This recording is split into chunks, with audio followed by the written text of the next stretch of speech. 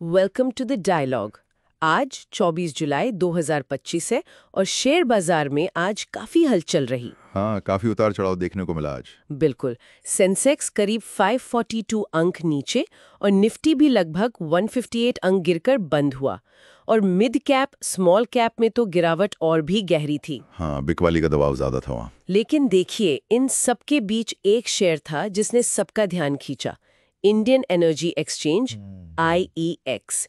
इसमें तो करीब 28 से 30% की भारी गिरावट आई। जी हाँ, ये आज की सबसे बड़ी खबर रही बाजार में, इतनी बड़ी गिरावट एक दिन में। तो आज की इस चर्चा में हम इसी पर फोकस करेंगे, समझने की कोशिश करते हैं कि IEX के साथ आखिर हुआ क्या, इतनी जबरदस्त गिरावट क्यों। हाँ, ये समझना जरूरी है, ये कोई आम गिरावट नहीं है।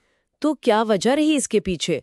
मतलब ये सिर्फ बाजार के सेंटिमेंट का असर तो नहीं लगता? नहीं, बिल्कुल नहीं। इसका सीधा सीधा ताल्लुक है सेंट्रल इलेक्ट्रिसिटी रेगुलेटरी कमीशन मतलब CERC के एक बड़े फैसले से। CERC? अच्छा, क्या फैसला ये? देखिए, CERC ने मार्केट कपलिंग को मंजूरी दे दी है, डे अहेड मार्केट यानी डैम के लिए। डे अहेड मार्केट मतलब जहां अगले दिन की बिजली का सौदा होता है। बिल्कुल वही। और ये मार्केट कपलिंग जनवरी 2026 से धीरे धीरे मतलब चरणबद्ध तरीके से लागू होगी। यही रेगुलेटरी बदलाव है जिसके डर से आज इतनी बिकवाली हुई।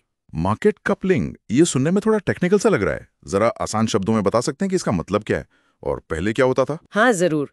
देखिए, आसान भाषा में मार्केट कपलिंग का मतलब है कि भारत में जितने भी पावर एक्सचेंज है, जैसे IEX है, PXIL है, HPX है, उन सब पर बिजली खरीदने और बेचने के लिए कीमत एक ही सिस्टम से तय होगी, एक केंद्रीय सिस्टम। अच्छा, पहले ऐसा नहीं था। नहीं, अभी तक क्या था कि हर एक्सचेंज जैसे IEX अपने प्लेटफॉर्म पर जो मांग और सप्लाई है उसके हिसाब से खुद कीमत तय करता था। इसको प्राइस डिस्कवरी कहते हैं। IEX इसमें माहिर था। अब क्या होगा कि एक सेंट्रल एल्गोरिदम होगा जिसे शायद ग्रिड कंट्रोलर संभालेगा। वो सभी एक्सचेंजों से बोलियां लेगा और एक, आप कह सकते हैं, यूनिफॉर्म क्लियरिंग प्राइस तय करेगा। मतलब सभी एक्सचेंजों पर बिजली की कीमत एक ही होगी। ओहो, तो इसका मतलब ये हुआ कि IEX का जो एक तरह से दबदबा था कीमत तय करने में, वो खत्म हो जाएगा। बिल्कुल सही पकड़ा आपने। IEX का मार्केट शेयर देखें, वित्त वर्ष 2025 तक पावर ट्रेडिंग में करीब 84% से ज्यादा हिस्सा IEX का था। 84%? काफी ज्यादा ये तो। हाँ, और उसका भी लगभग 90% वॉल्यूम इसी डे अहेड मार्केट से आता था, जहां अब कपलिंग लागू हो रही है। तो मार्केट कपलिंग से IEX अपना सबसे बड़ा यूनिक सेलिंग पॉइंट यानी प्राइस डिस्कवरी का फायदा वो खो देगा। तो फिर कंपटीशन बढ़ जाएगा। एग्जैक्टली। छोटे एक्सचेंजेस जैसे PXIL, HPX वो भी उसी कीमत पर ट्रेड कर पाएंगे। तो डर ये है कि जो ग्राहक हैं, ट्रेडर्स हैं, वो शायद उन प्लेटफॉर्म्स पर चले जाएं जहां लेन देन का शुल्क कम हो। अच्छा। और इससे क्या होगा? IEX की बाजार हिस्सेदारी घट सकती है, उसका रेवेन्यू, उसका मुनाफा, उस पर दबाव आ सकता है। यही वो रिस्क है जिसे देखकर निवेशक आज घबरा गए और बिकवाली करती। ये वाकई में बहुत बड़ा बदलाव है IEX के लिए। लेकिन एक और दिलचस्प बात है, आज जहां इतनी गिरावट आई, वहीं अगर हम पिछले कुछ तिमाहियों का शेयर होल्डिंग पैटर्न देखें तो कहानी थोड़ी अलग लगती है। हाँ, क्या पैटर्न है? देखिए, रिटेल निवेशक मतलब हम आप जैसे छोटे निवेशक, वो तो लगातार अपनी हिस्सेदारी कम कर रहे थे। मार्च 2024 में करीब 39.25% थी, जो जून 2025 तक घटते घटते 29.42% रह गई। अच्छा, रिटेल निकल रहा था। हाँ, लेकिन दूसरी तरफ बड़े खिलाड़ी, म्यूचुअल फंड्स और फॉरेन पोर्टफोलियो इन्वेस्टर्स यानी FPIs वो अपनी हिस्सेदारी बढ़ा रहे थे इसी दौरान। और ये तो इंटरेस्टिंग है। म्यूचुअल फंड्स की हिस्सेदारी मार्च 2024 के 20.92% से बढ़कर जून 2025 में 27.83% हो गई। हालांकि मार्च 2025 के मुकाबले जून में थोड़ी सी कमी आई है, पर ओवरऑल तो बढ़ती है। और FPIs की हिस्सेदारी 10% से बढ़कर 18.5% हो गई। और इसमें बड़े नाम शामिल हैं, ICICI prudential MF, SBI MF, मेरे एसेट PPFAS MF। तो ये क्या दिखाता है? एक तरफ रिटेल बेच रहा है, दूसरी तरफ बड़े इंस्टीट्यूशन खरीद रहे हैं। देखिए, ये बाजार में ना अलग अलग सोच और स्ट्रैटेजी को दिखाता है। हो सकता है कि रिटेल निवेशक इस रेगुलेटरी बदलाव के जोखिम को लेकर पहले से ज्यादा सतर्क थे, या उन्हें इसकी भनक लग गई थी तो वो धीरे धीरे निकल रहे थे। हो सकता है। वही जो बड़े संस्थागत निवेशक हैं, म्यूचुअल फंड्स, एफपीआईज, वो शायद लंबी अवधि का सोच रहे हों।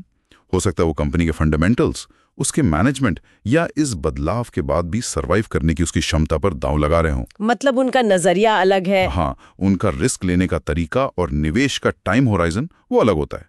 तो ये दिखाता है कि बाजार हमेशा एक ही दिशा में नहीं सोचता, अलग अलग मत होते हैं। सही कहा।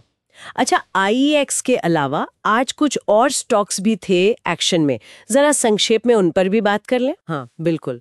जैसे परसिस्टेंट सिस्टम्स के नतीजे आए, उम्मीद से थोड़े कमजोर थे, तो शेयर करीब 8% नीचे आ गया। अच्छा। दूसरी तरफ डॉक्टर रेड्डीज लैब के नतीजे अच्छे रहे, तो शेयर में करीब 2% ही तेजी दिखी।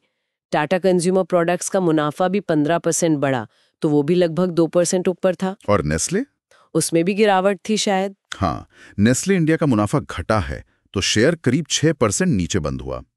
और हाँ, दो छोटे नाम सिनोरिस फार्मा और तिलकनगर इंडस्ट्रीज, इनमें अच्छे नतीजों और अधिग्रहण की खबर पर अच्छी बढ़त देखने को मिली। ठीक है, तो कुल मिलाकर देखें तो आज बाजार के लिए गिरावट का दिन था, लेकिन दिन की सबसे बड़ी कहानी बिना किसी शक के आईएक्स की ये भारी गिरावट रही। हाँ बिल्कुल। और वजह भी अब साफ है। सीआरसी का मार्केट कपलिंग रेगुलेशंस जो जनवरी 2026 से लागू होने वाला है, और आईएक्स के मौजूदा बिजनेस मॉडल के लिए एक बड़ी चुनौती है। सही कहा, ये एक बड़ा टेस्ट होगा आईएक्स के लिए। हालांकि जैसा हमने देखा, शेयर होल्डिंग पैटर्न ये भी दिखाता है कि बड़े निवेशक शायद अब भी लंबी अवधि में कुछ उम्मीद देख रहे हैं। बिल्कुल। और अब आगे देखने वाली बात ये होगी कि जब प्राइस डिस्कवरी का ये एडवांटेज चला जाएगा, तो आईएक्स और बाकी पावर एक्सचेंज खुद को अलग कैसे दिखाएंगे। हाँ, ये महत्वपूर्ण सवाल है। क्या मुकाबला सिर्फ फीस कम करने पर होगा, या फिर ये कंपनियां इनोवेशन पे फोकस करेंगी, जैसे रियल टाइम मार्केट है, ग्रीन एनर्जी सर्टिफिकेट्स हैं? क्या इन नए एरिया में कंपटीशन बढ़ेगा? ये देखना दिलचस्प होगा। ये सचमुच एक अहम सवाल है जिस पर सबकी नजरें रहेंगी। इस पूरे विश्लेषण पर आपके क्या विचार हैं? नीचे कमेंट सेक्शन में हमें जरूर बताइएगा।